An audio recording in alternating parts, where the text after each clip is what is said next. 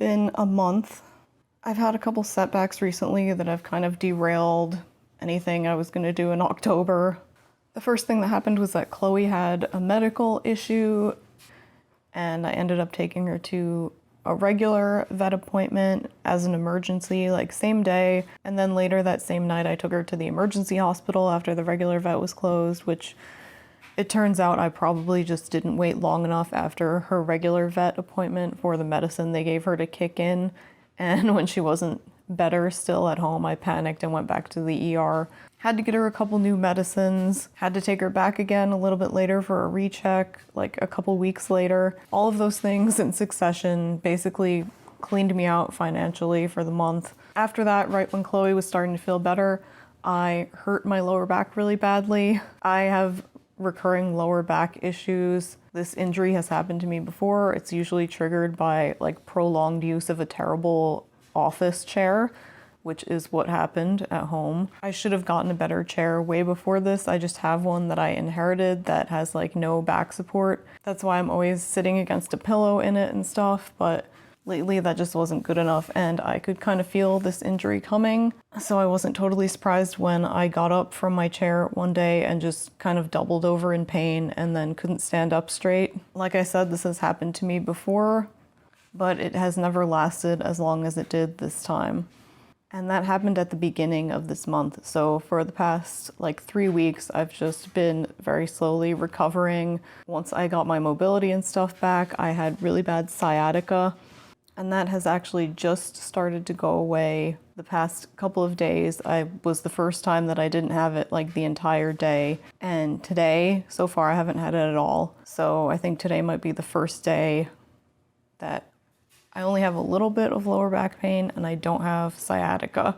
But of course, yesterday I had to start my period, so now there's that. Anyway, all this just to say that a lot of things kept happening in succession and that has prevented me from really being able to do much of anything this month. And on top of that, the whole getting into the fall autumn vibe that I was really trying to do in my last video, that just hasn't happened either because it's still 90 degrees out.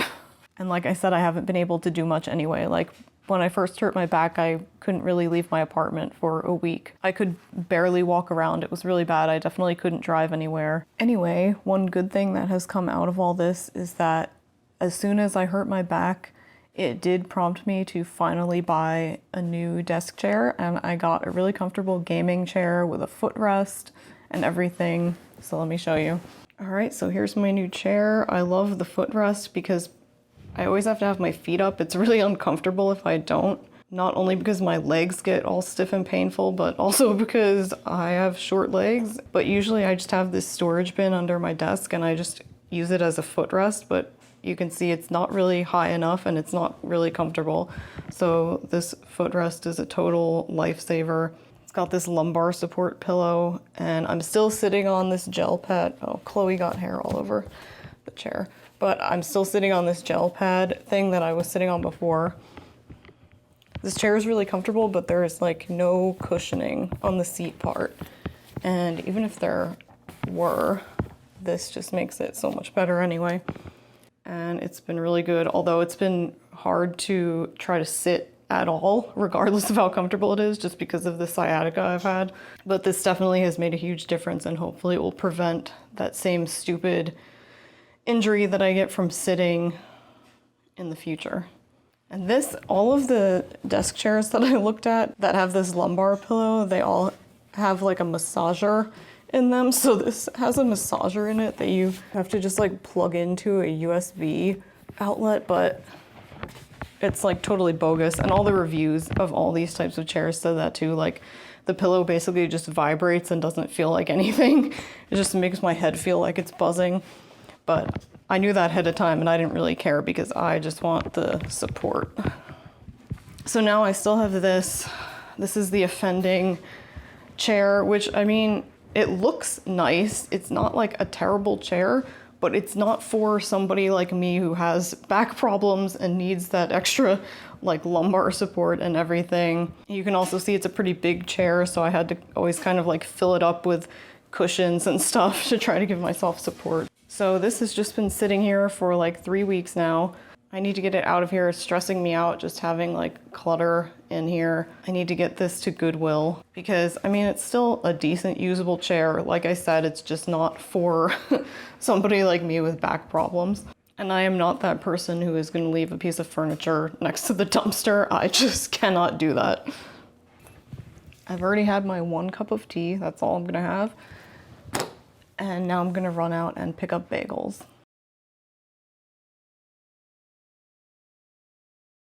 Okay, time for me to get this chair out of here. It's been stressing me the fuck out. So luckily this thing is not that heavy. I gotta take it down 2 flights of stairs and out to my car. Hopefully it'll fit in the back seat of my car. And don't worry, I've never actually hurt my back lifting anything, which kind of makes it worse because I always hurt it doing some mundane shit and then it kind of feels like people don't really believe me.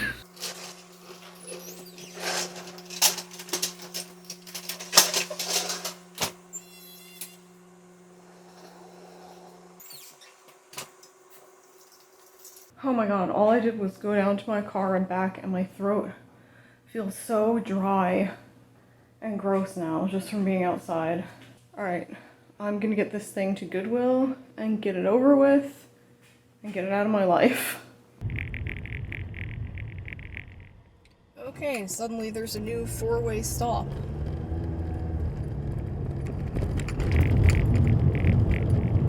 Never-ending road construction.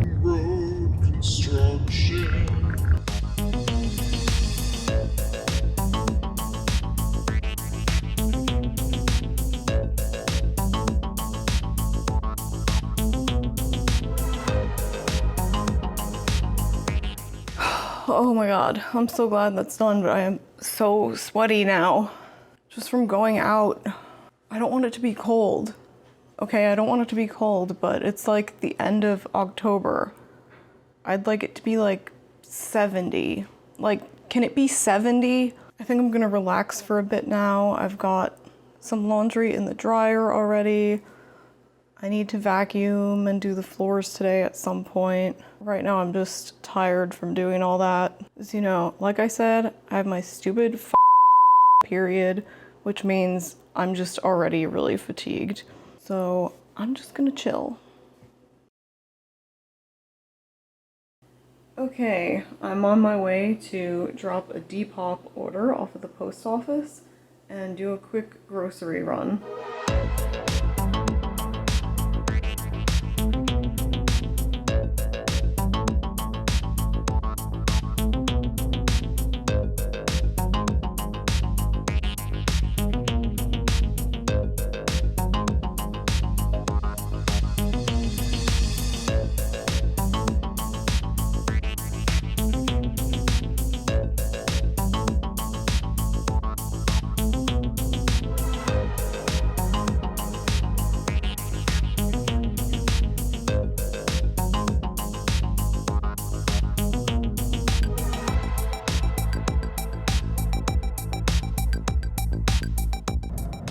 Well, I'm finally on the road to where I'm going. After I got in my car, I saw that my low tire pressure light was on, so I was like, okay, I'll just stop really quick at Discount Tire at the free air check thing and make sure everything's okay. And then I got there and there was a huge line of cars like wrapped around the parking lot. There were about 10 cars in front of me, and so I was there for almost an hour waiting, but luckily my tires were just a little low and they didn't see any leaks or anything.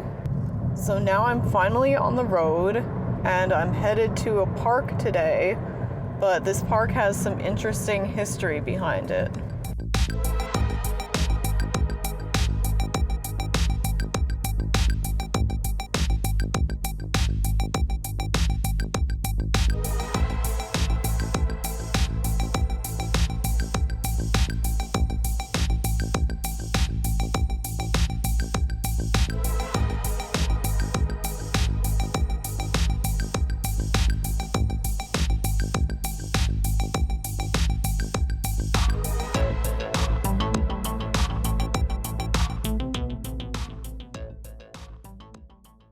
This is Floyd Lamb Park at Tool Springs, a natural springs area that was a stagecoach stop in the early 1900s. Eventually, this place became a working ranch, and decades later, it was used for an additional purpose. In the 1930s and 40s, getting a divorce could be difficult in most US states. In Nevada, however, divorce laws were more lenient, and establishing Nevada residency only required a 6-week stay in the state. This is how Nevada divorce ranches came to exist.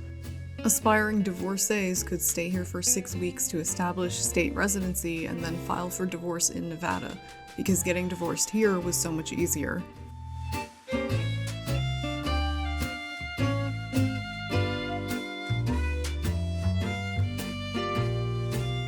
Lots of celebrities took advantage of Nevada's divorce laws. The following is quoted from LasVegasNevada.gov. In 1939, Rhea Langham, a wealthy socialite, came to town to divorce movie star Clark Gable. In exchange for privacy for the 6 weeks she was in town, Miss Langham agreed to do an exclusive interview and photo shoot with the Las Vegas Review-Journal. She was photographed boating on Lake Mead and gambling at the casinos. The paper quoted her as saying her stay in Vegas had been the finest and shortest vacation I ever had in my life.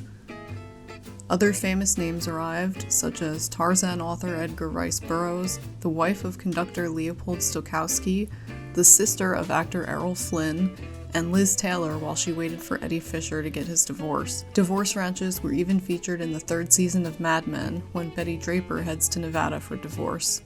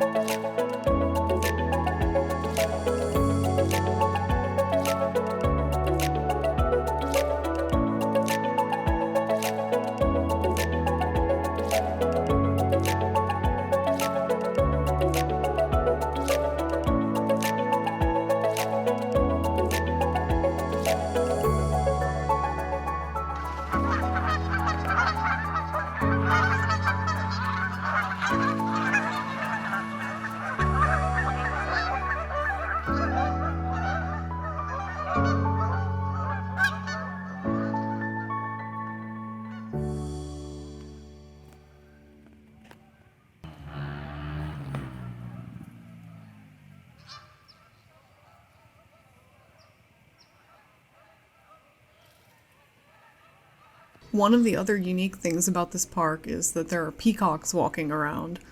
The owner of the ranch in the 1940s brought peacocks here with him, and some of the peacocks here today are their descendants.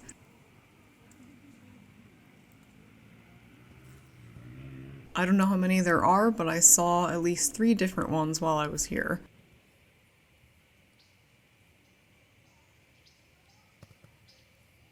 I was hoping one of them would fan their tail out, and I waited around near them for a while, but no luck this time.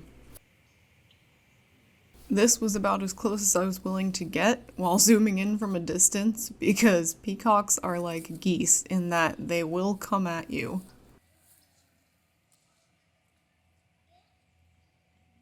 In the 1960s and 70s, it started becoming easier to file for divorce in many states in the US, and divorce ranches no longer really served a purpose. This park is one of 2 former divorce ranches in Las Vegas that are now historic parks. The other one is Lorenzi Park, if you're curious. To quote atlasobscura.com, divorce ranches faded away in the early 1960s as other states liberalized their divorce laws. The area was acquired as a city park by Las Vegas in 1964, which, after some vicissitudes, it remains today. It was renamed for former state senator Floyd Lamb in the late 1970s, and the name has stuck, despite Lamb having been convicted of bribery in 1983.